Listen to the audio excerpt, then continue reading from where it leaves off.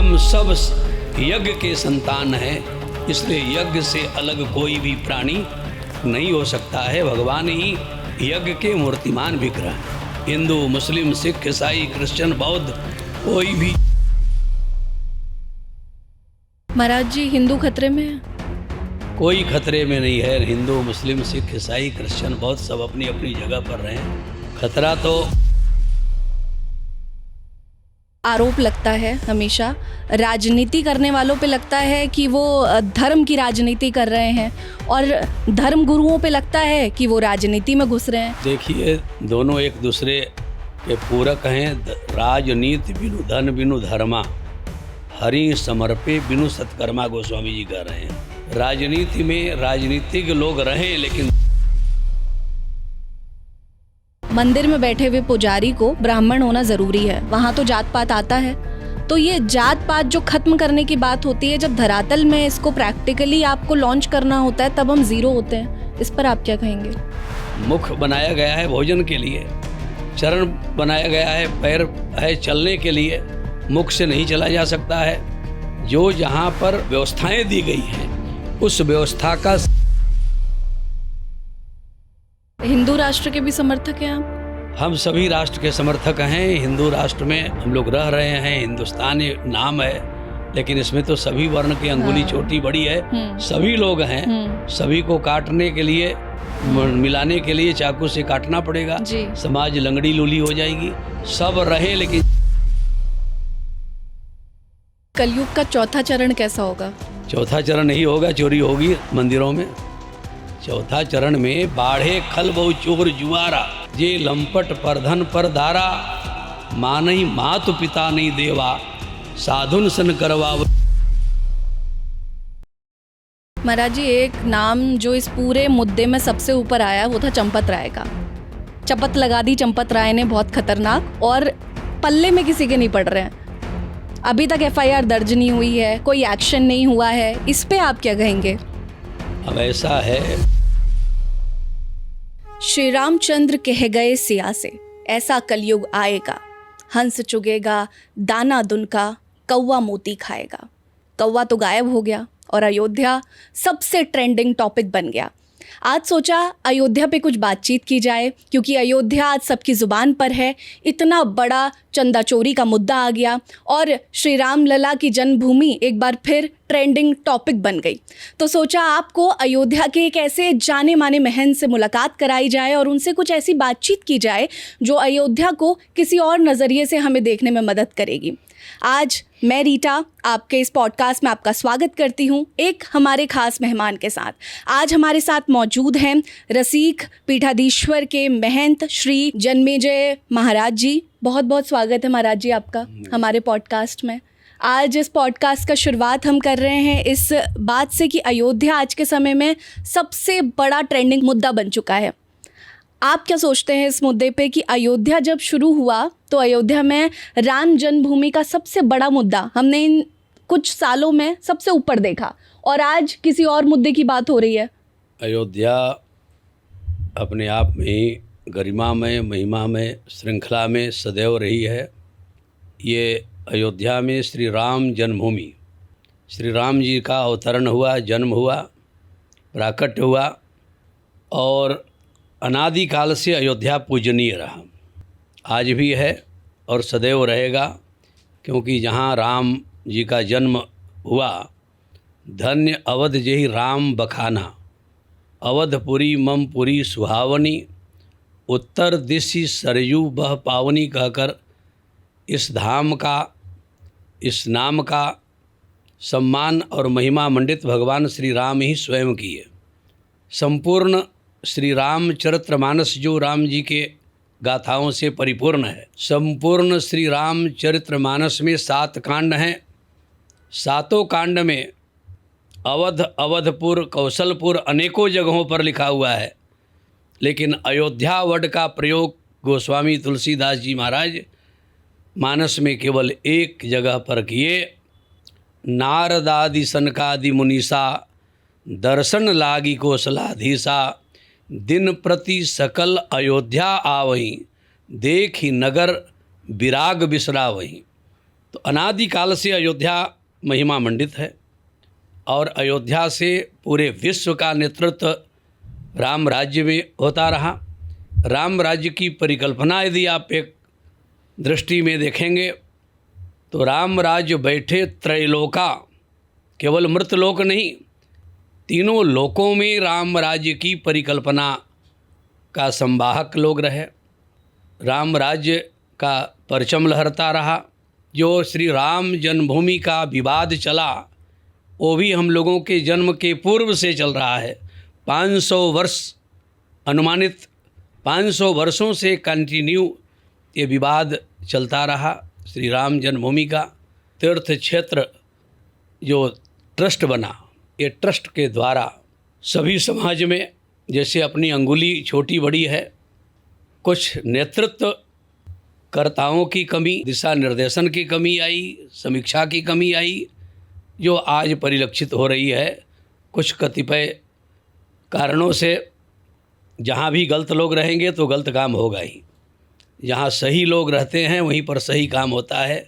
संतों के नेतृत्व में ही मंदिर होना चाहिए, ये बार बार आचार्यों ने कहा है, लेकिन उसकी उपेक्षाएं जो हुई उसका फलश्रुति संत अवज्ञा, साधु अवज्ञा कर फल ऐसा, जरई नगर अनाथ कर जैसा। मंदिर की व्यवस्था संतों के, धर्माचार्यों के हाथ में सदैव मठ मंदिरों की व्यवस्था रही है।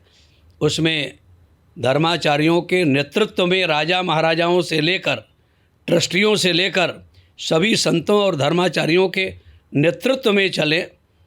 उसकी उपेक्षा जो हुई है उसका फल श्रुति सामने प्रस्तुत है। उसमें कुछ कहना सुनना बहुत अच्छी बात नहीं है कि तमाम एजेंसियां काम कर रही हैं, जांच कर रही हैं, जांच का भी प्रतिफल सामने आ जाए, उसके बाद इसमें दूध के दूध पानी के पानी वाली बात सामने रखी जाएगी। महाराज जी, एक नाम जो इस पूरे मुद्दे में सबसे ऊपर आया वो था चंपत राय का।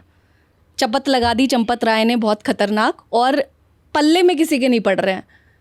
अभी तक एफआईआर दर्ज नहीं हुई है, कोई एक्शन नहीं हुआ है, इस पे आप क्या कहेंगे?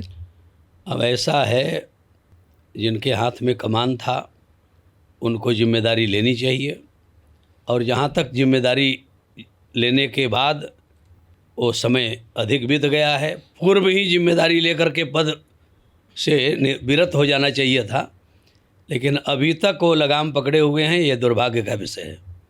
महाराज जी, अयोध्या सबसे मतलब हमारे लिए, सबके लिए बहुत पूजनीय स्थान रहा है शुरू से, और आज जब हम श्रद्धालुओं की बात करते हैं वो अयोध्या को एक अलग नज़रिए से देखते हैं। आज सबके मन में ना एक अविश्वास प्रतीत हो रहा है ट्रस्टियों पर, पुजारियों पर, क्योंकि इस तरह से जो केसेस आए हैं इसने अविश्वास पैदा कर दिया। नहीं, वो भगवान पर विश्वास रखना चाहिए। व्यवस्था भगवान से हट करके व्यवस्था है, व्यवस्था मनुष्य का विषय है, और विश्वास हम भगवान पर किए हैं और भगवान पर करते रहना चाहिए। भगवान सबको न्याय संगत दृष्टिकोण से दंड देंगे। जो उनके इर्द गिर्द जो भी अनहोनी हुई है उस पर भी भगवान दंडित करेंगे, और कहीं ना कहीं से भगवान आएंगे नहीं, लेकिन हमारे आपके माध्यम से ही दंड की विधा संपादित कर देंगे, उनको दंड मिलेगा। इसमें कोई बहुत समीक्षा चल रही है और बहुत कुछ कहना अभी फोरकास्ट होगा। अच्छा महाराज जी, जब अयोध्या की बात करते हैं तो हम देखते हैं प्रगति, विकास सबसे ज़्यादा हाईलाइट किया गया अयोध्या में, कि बहुत तेज़ी से विकास हो गया, बहुत तेज़ी से प्रगति हो गई। जो आम जनता है वहाँ की, उनके लिए भी एक प्रगति का मार्ग खुल गया।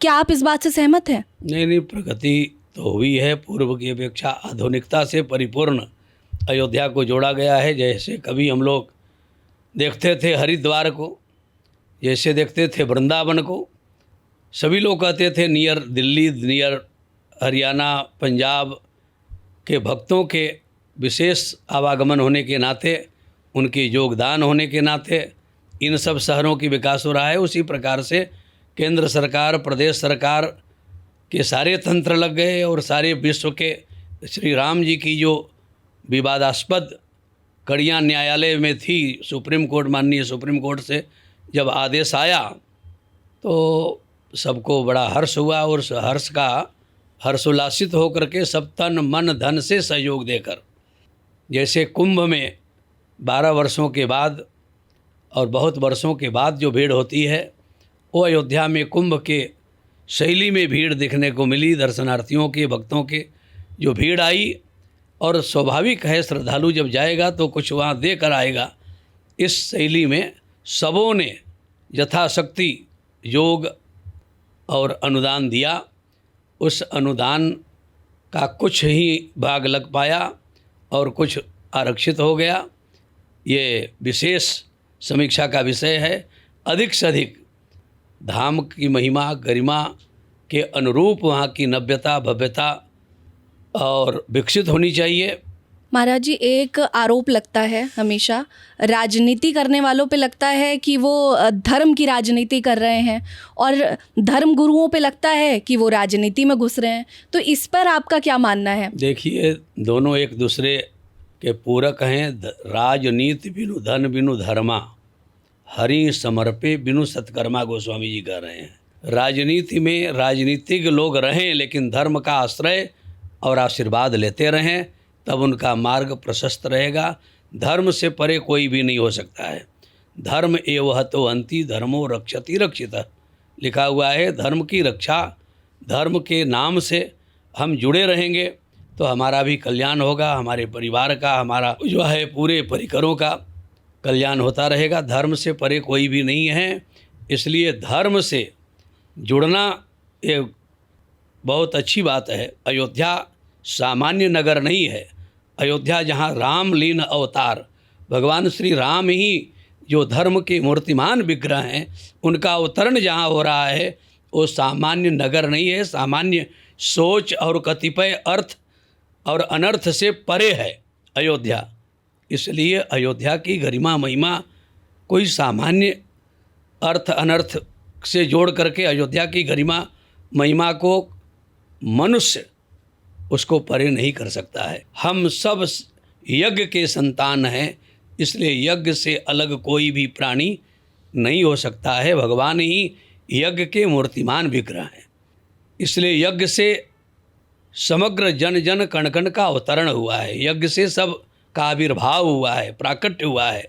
हिंदू, मुस्लिम, सिख, ईसाई, क्रिश्चियन, बौद्ध कोई भी यज्ञ से अलग नहीं हो सकते। नदियों की भांति प्रवाहित हो रहे हैं, चल रहे हैं सतत अनवरत, अमुक अमुक अमुक नाम से हम लोग भी चल रहे हैं, लेकिन सभी का आविष्कारक भगवान श्री राम हैं। भगवान हैं जो आनंद सिंधु सुख राशि सीकर ते त्रैलोक सुपासी। भगवान को आनंद के सिंधु समुद्र कहा गया है। अच्छा महाराज जी, आपने ये जो भी कहा सब समान है, समानता है, लेकिन ये समानता हमें जब हम धरातल पर देखते हैं तब देखने के लिए नहीं मिलती। मंदिर में बैठे हुए पुजारी को ब्राह्मण होना ज़रूरी है, वहाँ तो जात पात आता है। तो ये जात पात जो ख़त्म करने की बात होती है, जब धरातल में इसको प्रैक्टिकली आपको लॉन्च करना होता है तब हम ज़ीरो होते हैं। इस पर आप क्या कहेंगे? ऐसा है, अंदर मंदिर में प्रवेश कौन करेगा ये व्यवस्था है। वस्तुतः हमें ब्राह्मण, क्षत्रिय, वैश्य, शूद्र वर्ण जो बात कही गई है, भगवत विग्रह से ही चारों वर्णों का प्राकट्य हुआ है। वेद भगवान कहते हैं ब्राह्मणोस्य मुखमासीद बाहुराजन्य कृत ऊरु तदस्य यद्वैश्य पदभ्यांगुशूद्रो अजायत। भगवान के मुख के प्रतीक ब्राह्मण हैं, भुजा के प्रतीक क्षत्रिय हैं, उदर के प्रतीक वैश्य हैं और भगवान के चरण के प्रतीक शूद्र हैं। एक ही विग्रह में चारों वर्णों की चर्चा वेद भगवान स्तुति कर रहे हैं। वेद में कही गई है बात। अब आप कहेंगे हाथ से भोजन करने के लिए, लेकिन मुख तक तो ले ही जाना पड़ेगा जी। मुख बनाया गया है भोजन के लिए, चरण बनाया गया है, पैर है चलने के लिए, मुख से नहीं चला जा सकता है। जो जहाँ पर जो व्यवस्थाएं दी गई हैं उस व्यवस्था का संपादन करना ही पूजा है। जिसको जहाँ जो अधिकार दिया गया है उसमें वर्ण और वर्ग के भेद से परे है, उनकी व्यवस्था है। हाथ अपना हाथ का कर्म करे। राम राज्य की यही परिकल्पनाएं थी जो मैं राम राज्य की चर्चा शुभारंभ में किया। राम राज्य बैठे त्रैलोका हर्षित भय गए सब शोका। बैर न कर काहू सन कोई राम प्रताप विषमता कोई। और सब नर करही परस्पर प्रीति, लेकिन चलहि स्वधर्म। अपने अपने धर्म में किसको कहाँ जाना है, किसको क्या करना है, ये व्यवस्था है। इसका व्यवस्था के मतलब अभिप्राय ये नहीं है कि उसकी उपेक्षा है। एक व्यवस्थाएं जो बनाई गई हैं, आँख का काम है देखने का, और लोग कहेंगे पैर से क्यों नहीं देखा जा रहा है। तो ये ब्रह्म सृष्टि की व्यवस्था है, परिकल्पना है। नेत्र बनाया गया है देखने के लिए, तो नेत्र से ही देखा जाएगा, पैर से नहीं। पैर से चलने का जो कार्य है वो नेत्र नहीं कर सकता, और नेत्र देखने का कार्य है वो पैर नहीं कर सकता। तो एक व्यवस्था है, उस व्यवस्था की परिधि में चलना ही पूजा है। ब्राह्मण मंदिर में जाएं, और यदि अन्य वर्ण के लोग उस ब्राह्मण की पूजा में व्यवस्था दे दिए, कोई पुष्प ले आया, कोई जल ले आया, कोई चंदन घिस के दे दिया, कोई पार्षद, भगवान के जो बर्तन हैं वो पार्षद बोले जाते हैं, उसको साफ करके दे दिया, तो उसकी पूजा वही महात्मा जो ब्राह्मण को अंदर जाके पूजा करने की है, वो पार्षद और वहाँ पोंछा लगाने का, झाड़ू लगाने का जो क्रम है, जो सेवा है, वो पूजा के ही महत्व के तुल्य है, उससे भिन्न नहीं है। तो ये व्यवस्थाएं जो बनाई गई हैं, वो व्यवस्था के अनुरूप पूजा को स्वीकार किया गया है शास्त्रों में, उससे इतर नहीं। अच्छा महाराज जी, लेकिन ये चीज़ें छुआछूत भी तो पैदा करती हैं समाज में। कोई छुआछूत की बात इसमें नहीं जो है उसका समावेश है। दूध यादव यदि ला रहा है और हलवाई यदि मिष्ठान बना रहा है, तो वो भी तो भगवान को भोग लग रहा है। उसमें तो ये नहीं कहा गया कि ब्राह्मण ही हलवाई का काम करेगा तब भोग लगेगा। सही। दूध यादव की जगह पर ब्राह्मण ही लाएगा, क्षत्रिय लाएगा तभी भोग लगाएंगे, ऐसा तो कोई नहीं कहा गया है। इसीलिए यादव के लाया हुआ जो वर्ण है वो भोग, वो शुद्ध अमृत तुल्य दूध माना गया है, उसको जो है भोग लगाता है पुजारी। हलवाई के यहाँ का मिष्ठान ला करके भगवान को भोग लगाता है पुजारी। तो जहाँ जिसकी व्यवस्था दी गई है वो व्यवस्था है, उसकी पूजा वही है, वो बना करके दे रहा है, तो वही फल उसको मिलेगा जो पुजारी को मिलेगा। मनुस्मृति को सपोर्ट करते हैं महाराज जी आप? मनुस्मृति में एक एक बात सभी लिखी हुई है। मनुस्मृति से इतर लोग सोचते हैं, जो बाह्य जगत की चिंतन है उसमें कहते हैं कि प्रणाम करने से क्या होता है, माता पिता को प्रणाम करने से, संतों को, ब्राह्मणों को, आचार्यों को प्रणाम करने से क्या होता है, भगवान को प्रणाम करने से क्या होता है। मनु जी महाराज मनुस्मृति में लिखते हैं, अभिवादनशीलस्य, केवल प्रणाम कर लेने मात्र से एक साथ हमारे जीवन में प्रणाम कर्ता को 4 फोर्स एक साथ आता है, मात्र प्रणाम करने मात्र से, कोई और उपक्रम नहीं करना है। अभिवादनशीलस्य नित्यं वृद्धोपि सेविनः चत्वारि तस्य वर्धन्ते आयुर्विद्या यशो बलम। आयु, विद्या, यश और बल की वृद्धि होती है जब हम माता पिता को, अपने से श्रेष्ठ जनों को नमन करते हैं, प्रणाम करते हैं। आप लोगों ने देखा होगा, आकाश से तारे टूटते हैं रात्रि में, तीर की भांति नीचे आ जाते हैं। उसी प्रकार से पुण्य लोक में निवास करते करते पुण्यात्मा का जब पुण्य क्षीण हो जाता है तो सहसा अधोगति में मृतलोक में आ जाता है।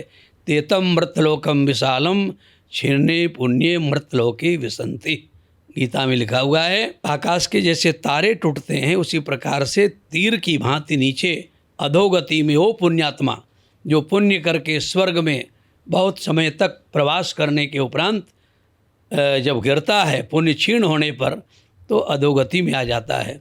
उस समय पुण्य क्षीण होने के बाद जब आता है, किसी भी अंडज, पिंडज, श्वेतज, उकमज आदि जो योनियां हैं 84 लाख, उसमें किसी योनि में जा सकता है।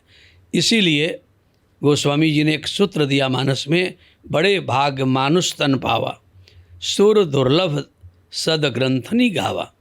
ये मनुष्य शरीर दुर्लभो मानुषो देही, देही नाम क्षण भंगुर। ये मानव शरीर देवताओं के लिए भी दुर्लभ है, अलभ्य है। क्षण भंगुर तो है, कुछ समय के लिए है, कुछ काल के लिए है, लेकिन जब तक है तब तक देवता लोग भी अपेक्षा करते हैं कि एक बार हमको मनुष्य शरीर मिल जाए, मनुष्य योनि मिल जाए। देवता बनने की कोई फैक्ट्री या कोई मशीन नहीं होती है। मनुष्य ही अपने सत्कर्म और शुभ कर्म करके देवता बन जाता है। नीतिकारों ने सटीक समीक्षाएं की है। धरा में दो प्रकार के लोग हैं, एक स्वर्ग की सुख शांति की अनुभूति करके आए हुए प्राणी हैं और दूसरा नर्क की यातनाएं करके नर्क से प्रताड़ित होकर नर्क की यातना भोगकर नर्क का क्लेश भोगकर धरा में प्राणी आया है। वो किसी भी वर्ण और वर्ग का प्राणी हो, जो स्वर्ग की सुख शांति करके अनुभूति करके धरा में आया है प्राणी, उसकी शरीर में भूषण के रूप में 4 चिन्ह परिलक्षित होंगे, दिखाई देंगे। स्वर्ग स्थिता नाम इह जीवलोके चत्वारि चिन्हानि बसंति देहे दान प्रसंगो मधुरा च वाणी। वो प्रथम दान दाता होगा, भले वो दान चोरी हो जाए वो बात की बात है, लेकिन दान दाता वो होगा, उसकी वाणी में मिठास होगी, प्रिय वादन भी करने वाला होगा। दान प्रसंगो मधुरा च वाणी। देवार्चनम, देवताओं का अर्चक होगा, नमन बंदन पूजन करने वाला होगा और संतों का ब्राह्मणों का विशिष्ट जनों का सम्मान करने वाला होगा, जो स्वर्ग से मृतलोक में आया है। देवार्चनम ब्राह्मणम तर्पणम च, और जो नर्क की यातनाएं भोगकर नर्क से प्रताड़ित होकर नर्क से पीड़ित होकर धरा में जो प्राणी आया है, उसकी शरीर में भी दूषण के रूप में अमुक अमुक 4 चिन्ह विद्यमान होंगे। नरक स्थिता नाम इह जीवलोके चत्वारि चिन्हानि बसंति देहे अत्यंत कोपः कटुता च वाणी नीच प्रसंगो कुलहीन सेवा। अत्यंत क्रोधी होगा, उसकी वाणी में बड़ी कर्कशापन होगी, नीचों के संसर्ग करने वाला होगा और कुलहीनों का सेवा करेगा, जो नरक से मृतलोक में आया है। तो मनुस्मृति में ये बात कही गई है, जो प्रणाम करने वाला प्रणामी है उसके जीवन में 4 फोर्स एक साथ आ जाएंगे। अभिवादनशीलस्य नित्यम वृद्धोपि सेविनः चत्वारि तस्य वर्धन्ते आयुर्विद्या यशो बलम। आयु विद्या यश और बल की वृद्धि होगी। जो शास्त्र सम्मत नहीं है उस पर हमको फलश्रुति की प्राप्ति नहीं होगी। इसलिए हमारे यहाँ शास्त्र अग्रज रूप में, माता पिता के रूप में, गुरु के रूप में, आचार्य के रूप में, शास्त्र में दिशा निर्देशन जो दिया गया है उसी पर चलना और उसी में रहना और उसी में कहना, ये सिद्धांत जो बतलाया गया है उस सिद्धांत के अनुरूप हम रहें तो सारा कार्य, हमारा जीवन निर्मल हो जाएगा। महाराज जी, आज का जो यूथ है, युवा जो है, वो धर्म की तरफ, इन सब चीज़ों, भक्ति की तरफ बहुत तेज़ी से बढ़ रहा है, लेकिन क्या पढ़ना चाहिए, क्या करना चाहिए, कौन से शास्त्र सही उनको दिशा में ले जाएंगे, ये जानना आज के समय में बहुत मुश्किल हो जाता है। जैसे कि अभी हम वाल्मीकि रामायण की तरफ जाएं या फिर हम रामचरितमानस की तरफ जाएं, तो पढ़ना किसको चाहिए, आप क्या बताते हैं इस पर? देखिए, वाल्मीकि जी श्री राम जी के अवतरण के पूर्व वाल्मीकि रामायण की रचना कर दी जी। श्री वाल्मीकि जी ही गोस्वामी तुलसीदास जी के रूप में अवतरित हुए। दोनों में केवल इतने ही भावनात्मक अंतर है कि वो मित्रवत वाल्मीकि जी आदि कवि माने गए हैं जी। उनके पहले कोई आदर्श का लेखन और प्रक्रिया और विधा संपादित नहीं हुई। उन्होंने आदि कवि काव्य की रचना वाल्मीकि जी से ही शुरू हुई। वाल्मीकि जी जो श्री राम जी की चर्चा और चरित्र का लेखन किए वो मित्रवत भाव से। अच्छा। वाल्मीकि जी गोस्वामी तुलसीदास जी के रूप में जब अवतरित हुए तो उन्होंने जो भक्ति की अंतिम पराकाष्ठा के रूप में श्री राम चरित्र का जो सूत्र दिया, 12 ग्रंथावली में जो श्री राम जी की गाथाओं की उल्लेख जो उन्होंने किया, वो अपने आप में अद्वितीय और भक्ति परक समग्र विधाओं का संपादन उसमें हो गया। कोई बात उसमें छूटी नहीं, अधूरी नहीं रही। और श्री रामचरितमानस केवल पुस्तक नहीं है, पुस्तक से उस तक नहीं पहुंचा जा सकता है, लेकिन श्री रामचरितमानस का जो पठन पाठन करेगा, जो अध्ययन अध्यापन करेगा, वो श्री राम जी की प्राप्ति कर लेगा। श्री रामचरितमानस में 7 कांड हैं, बाल कांड, अयोध्या कांड, आरण्य कांड, किष्किंधा कांड, सुंदर कांड, लंका कांड और उत्तरकांड। महाराज जी, कलयुग शुरू हो चुका है? कलयुग हम लोगों के जन्म के पहले से शुरू हो गया है। 5,500-6 हजार वर्ष कलयुग का भी बीत चुका है। तो ये जो घोर कलयुग की एक घोर कलयुग की चर्चा अभी सुनती रहो। घोर कलयुग अभी नहीं आया है। घोर कलयुग अभी कलयुग की बाल्यावस्था है। आपने संकल्प सुना होगा जी, जो आचार्य पंडित पूजा पाठ कराते हैं, यज्ञ यज्ञादि या अनुष्ठान या कोई भी पूजा के पहले संकल्प कराते हैं। तो संकल्प में श्री गौरी गणेश जी के पूजन के उपरांत जब संकल्प होता है तो आपने सुना होगा कलियुगे कली प्रथम चरणे। ये अभी कलियुग का प्रथम चरण है। 4 चरण होता है। राजा परीक्षित के साम्राज्य में ही कलियुग का आगमन हो गया था और कलियुग ने ही गौ को मारने की बात, प्रताड़ित करने की बात, तलवार निकाल करके राजा परीक्षित ने कहा, तुम कौन दुष्ट जो गौ को सता रहे हो मेरे राज्य में, मेरी सीमा में आकर के? तो उसने कहा, श्रीमान जी, मैं कलयुग हूँ और मेरा आगमन हो गया है। मैं समय हूँ। समय किसी के तलवार से नहीं, किसी के तीर से नहीं, किसी के वाणी से नहीं।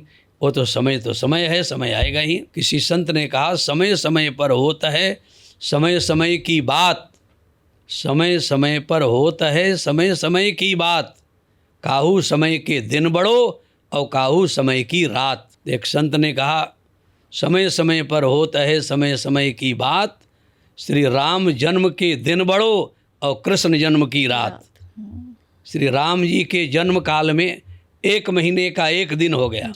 मास दिवस कर दिवस बा, मरम न जानई कोई, समेत रवि था क्यों निशा कवन विधि होई, कौतुक जानी पतंग भुलाना, 1 मास तेई जात न जाना।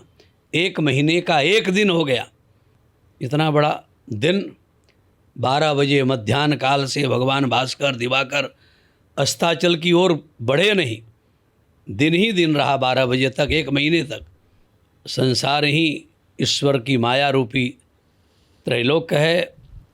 ये सदैव चलता हुआ आया है, चलता रहेगा। लेकिन कलयुग का चौथा चरण कैसा होगा? चौथा चरण नहीं होगा, चोरी होगी मंदिरों में। चौथा चरण में बाढ़े खल बहु चोर जुआरा, ये शास्त्र कह रहा है, मैं नहीं कह रहा हूँ।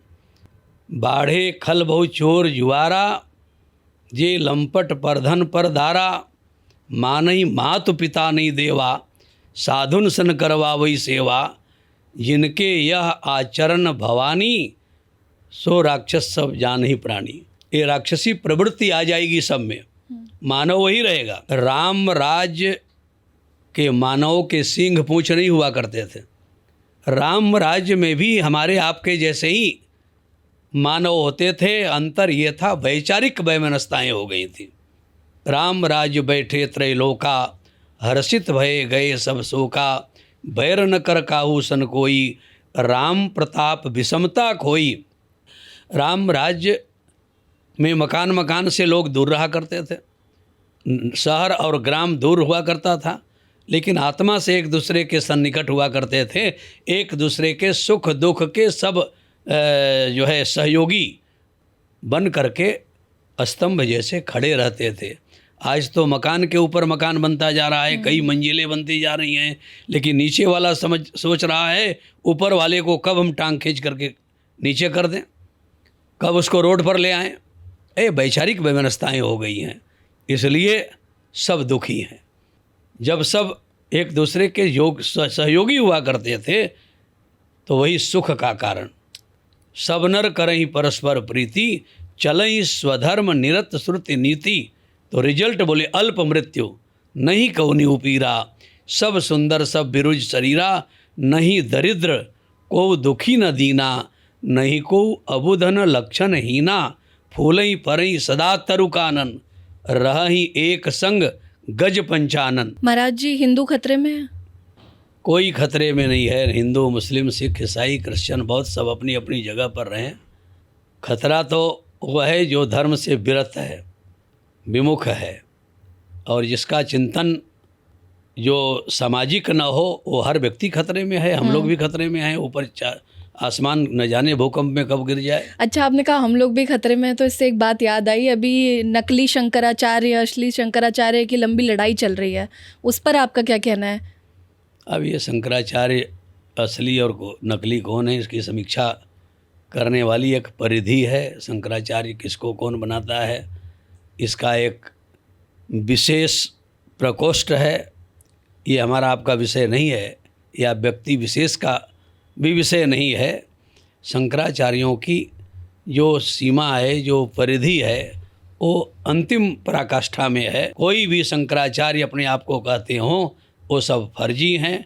लेकिन उस नियमावली जो आद्य जगत गुरु भगवान शंकराचार्य, शंकरम शंकराचार्यम, जिनकी स्थापना किए, उस बाइलाज, उस सिद्धांत, वो भाष्य की जो समीक्षा है, और उसमें जो काशी के विद्वत परिषद जो है, उस परिकोष्ठ में उसकी समीक्षा करते हैं। उसकी बड़ी बाइलाज के अनुरूप ही उसकी समीक्षा हो करके और मनोनीत किए जाते हैं। उससे परे यदि कोई अपने आप को हर व्यक्ति शंकराचार्य कह दे, हर व्यक्ति रामानंदाचार्य कह दे, हर व्यक्ति रामानुजाचार्य कह दे, तो वो सब फर्जी हैं। वोट देते हैं महाराज जी आप? हैं? वोट देते हैं? वोट हम लोग देते ही हैं। हम लोग नागरिक हैं, भारतवासी हैं।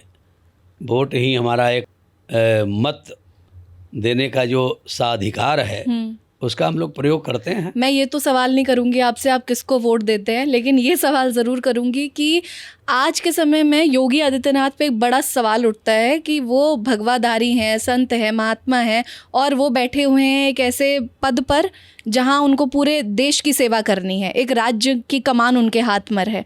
तो जो सन्यासी हो वो कैसे पूरे राज्य को संभाल सकता है? इस पर आप क्या कहना चाहेंगे? सदैव सन्यासी कोई भगवा वस्त्र ही सन्यास का स्वरूप है, ये बात नहीं है। सदैव नेतृत्व और सदैव संचालन संतों ने ही किया है। राजा महाराजाओं के समय में भी आप समीक्षा करिए तो कहीं वशिष्ठ जी थे, कहीं सतानंद जी थे।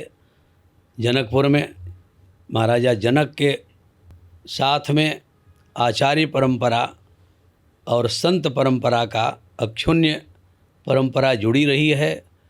नेतृत्व शासक कोई भी हो, लेकिन प्रशासक के रूप में और दिशा निर्देशन के रूप में गुरुजनों का जो आदेश रहा है, वो संत के रूप में रहा है, आचार्य के रूप में रहा है। आचार्य निष्ठा और आचार्य की जो नियमावली है, वो समीक्षा के अनुरूप जब राज्य का संचालन हुआ है, वो राज्य फलीभूत हुआ है और उसका धर्म ध्वजा लहराया है। राज्य में धर्म का समावेश, राजनीति में धर्म से परे जो समझ लिए हैं, आजकल की राजनीति में संतों का क्या काम। तो हमारे यहाँ ब्राह्मण, क्षत्रिय, वैश्य, शूद्र के रूप में 4 वर्ण 4 अंगुलियाँ हैं, और ये बाबा जी हैं। अंगूठा को राजनीतिक लोग कहते हैं कि बाबा जी, बाबाओं की क्या आवश्यकता है राजनीति में या देश में, तो इसको यदि हटा दो चाकू से काट कर, तो बाबा जी हट जाएं तो आप न सही से वस्त्र पहन सकते हैं, न कृषि कार्य, न गृह कार्य, न सामाजिक कार्य, न लेखन पद्धति, और न कोई भी गृह कार्य हो चाहे सामाजिक कार्य हो, नहीं संभव है।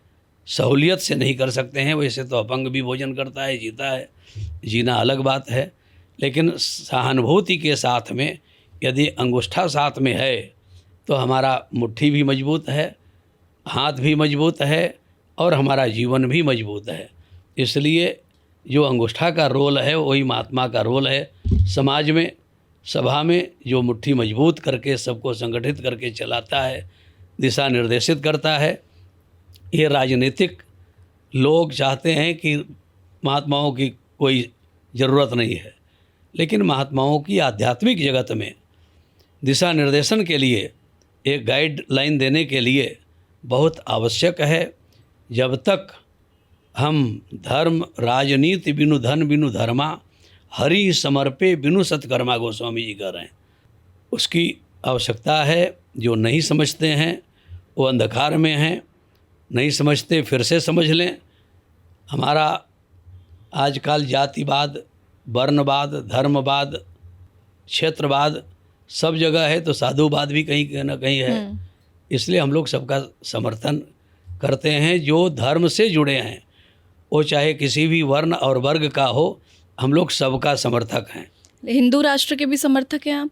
हम सभी राष्ट्र के समर्थक हैं। हिंदू राष्ट्र में सदैव जो है हम लोग रह रहे हैं। हिंदुस्तान ये नाम है, लेकिन इसमें तो सभी वर्ण की अंगुली छोटी बड़ी है, सभी लोग हैं। सभी को काटने के लिए, मिलाने के लिए चाकू से काटना पड़ेगा। समाज लंगड़ी लूली हो जाएगी। सब रहें लेकिन यथा योग्य यही भाग बनाई, सब नर करई परस्पर प्रीति, लेकिन चलई स्वधर्म। अपने अपने धर्म पर, हिंदू हिंदू के मार्ग में चले, मुसलमान मुसलमान के नाम से मार्ग में चले, सिख सिख के मार्ग में चले। एक दूसरे के मार्ग को बाधित करने पर ही विवाद खड़ा होता है। हम आपके मार्ग को बाधित न करें, हमारे मार्ग को आप बाधित न करिए, यही सौहार्दता है। और इसमें इसी सामंजस्यता के साथ में सब नर करें परस्पर प्रीति, एक लाइन में जो गोस्वामी जी राम राज्य की परिकल्पना किया, ये सबको एक साथ चलने के लिए कहा। सहयोगी बन करके चलें, वैचारिक वैमनस्यता न हो तो सब लोग एक साथ रह सकते हैं। और वैचारिक वैमनस्यता यदि है तो सगे भाई भाई में भी गोली चलती है, और एक दूसरे की क्रिया प्रतिक्रियाएं चलती हैं। पिता पुत्र में मुकदमे चलते हैं बहुत जगह, भाई भाई में मुकदमे चल रहे हैं बहुत जगह, हिस्से बंटवारे को लेकर के चल रहे हैं। वैचारिक वैमनस्यता दूर होने के नाते, हिंदू मुस्लिम तो दूर की बात है, अपने एक पिता के जो पुत्र हैं 2-4, उनमें भी विवादें चल रही हैं। तो वैचारिक वैमनस्यताएं नहीं होनी चाहिए और सब लोग रहें। इतना बड़ा साम्राज्य में ब्राह्मण क्षत्रिय वैश्य शूद्र, हिंदू मुसलमान सिख ईसाई क्रिश्चियन बौद्ध सभी लोग रह रहे हैं।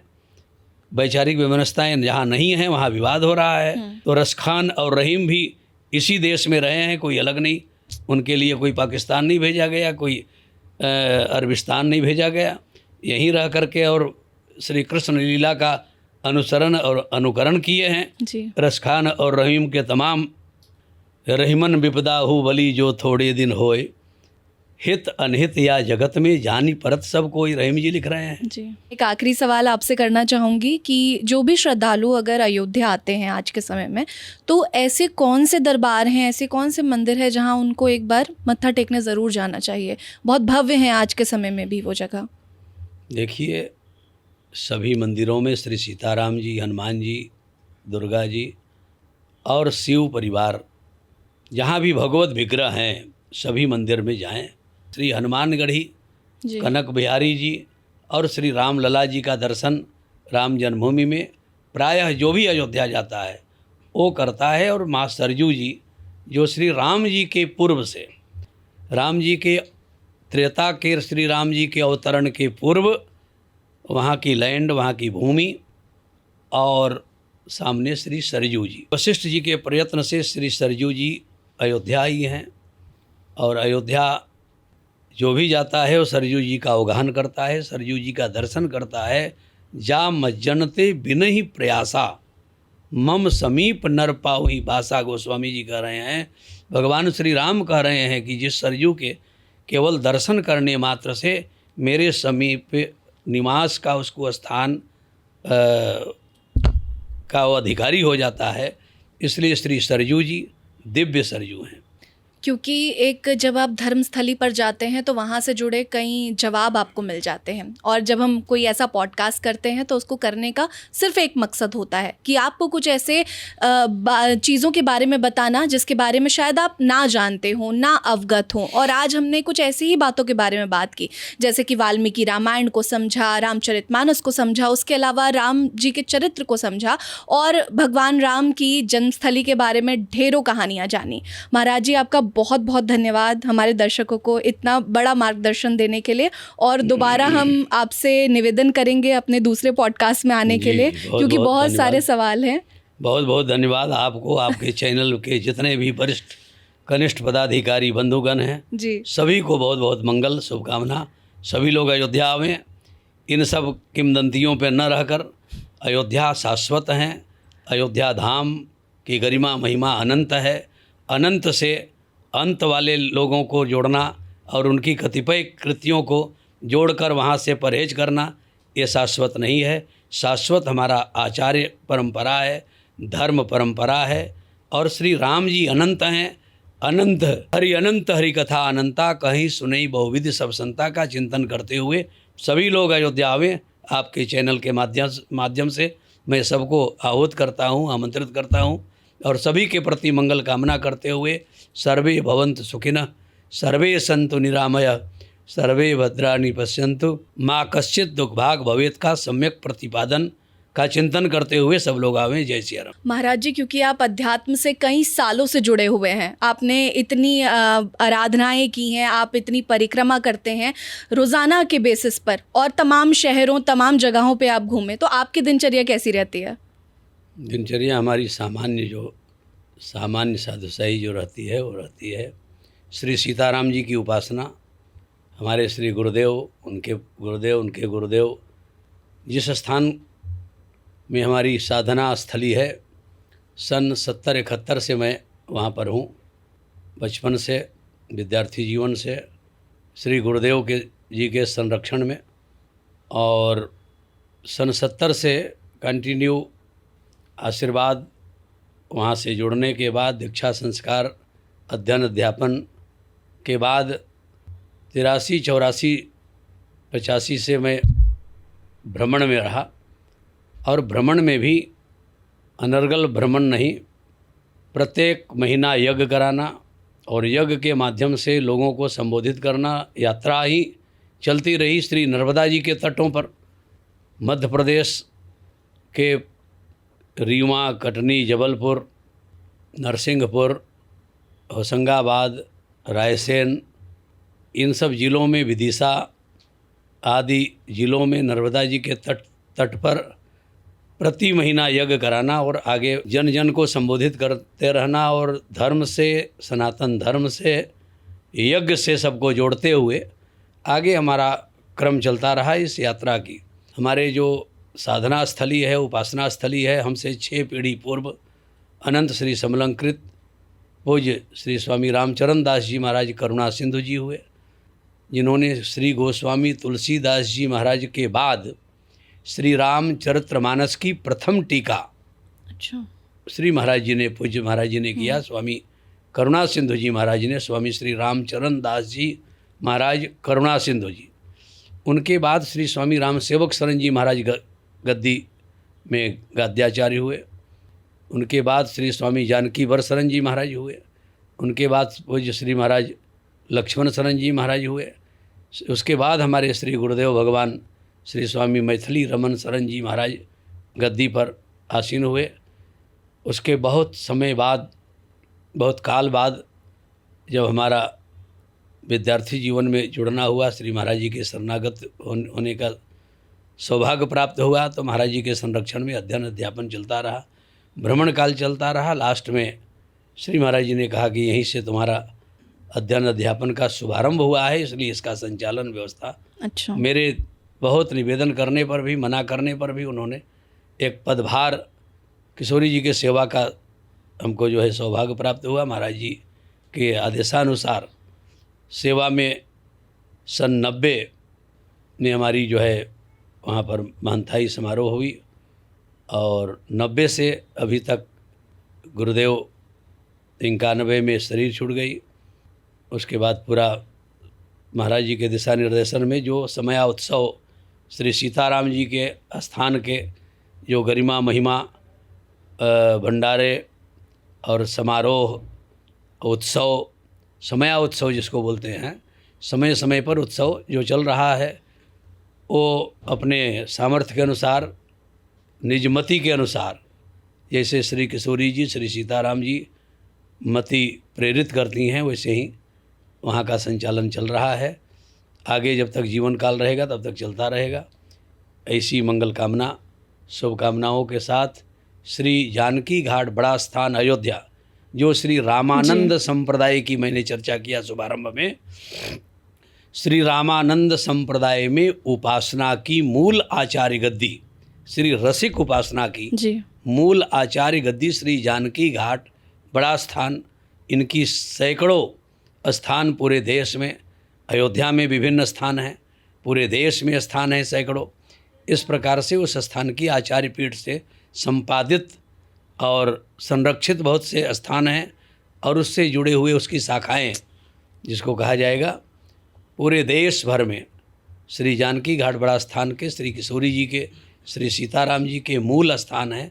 उस स्थान से जुड़ी हुई पूरी जो है परंपरागत स्थान में आना जाना भी बना रहता है, और विभिन्न उपासना आराधना एकासना की जो है उत्सव समया उत्सव चलता रहता है जी। उसमें सभी भक्त जुड़ते रहते हैं, और सभी को एक दिशा निर्देशन देने पर कहीं भगवान की जो है कथा सत्संग प्रवचन, भगवान की प्राण प्रतिष्ठा आदि यज्ञ यज्ञादि के माध्यम से सभी को दिशा निर्देशन और एक संबोधन कि आप भी भगवान से जुड़िए।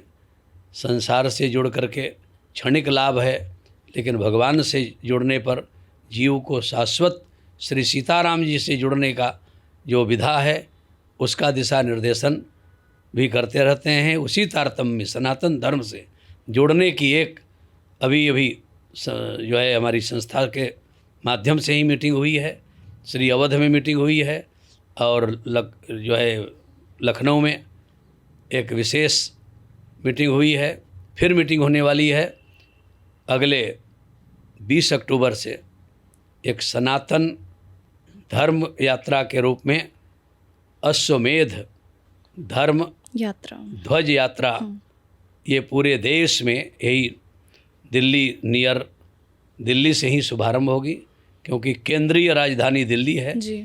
इसलिए यहाँ से पूरे देश में फिर वो यात्रा का 4 चरण में विभाजन किया गया है, मार्ग प्रशस्त किया गया है।